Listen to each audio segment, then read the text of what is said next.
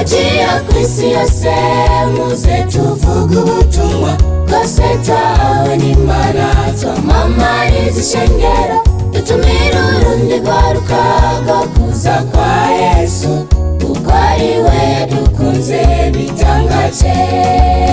Abagiye kw'isi yose muze tuvuge ubutumwa bwose twahawe n'Imana, twamamarize ishengero dutumire urundi rwaruka rwo kuza kwa Yesu, kuko ari we yadukunze bitangaje.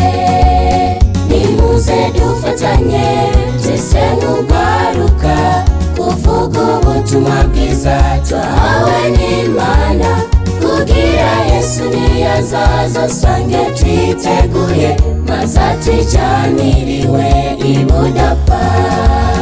Nimuze dufatanye twese nk'urwaruka kuvuga ubutumwa bwiza twahawe n'Imana, kugira Yesu niyazaza asange twiteguye, maze atujyaniriwe ibudapfa.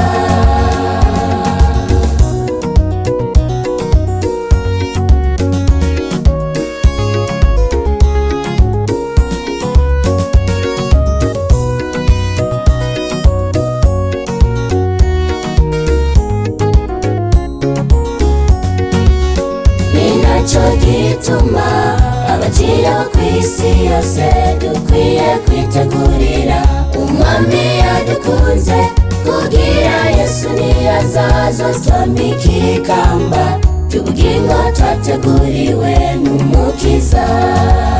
Ninaco gituma abagiye kw'isi yose dukwiye kwitegurira umwami yadukunze, kugira Yesu niyazaza twambike ikamba ry'ubugingo twateguriwe n'Umukiza.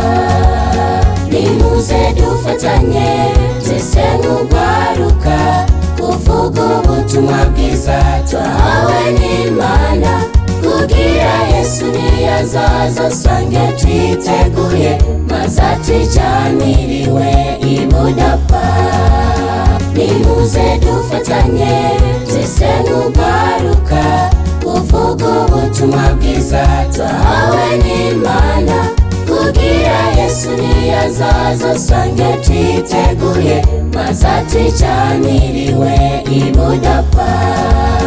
Nimuze dufatanye twese nk'urwaruka kuvuga ubutumwa bwiza twahawe n'Imana, kugira Yesu niyazaza asange twiteguye, maze atujyaniriwe ibudapfa.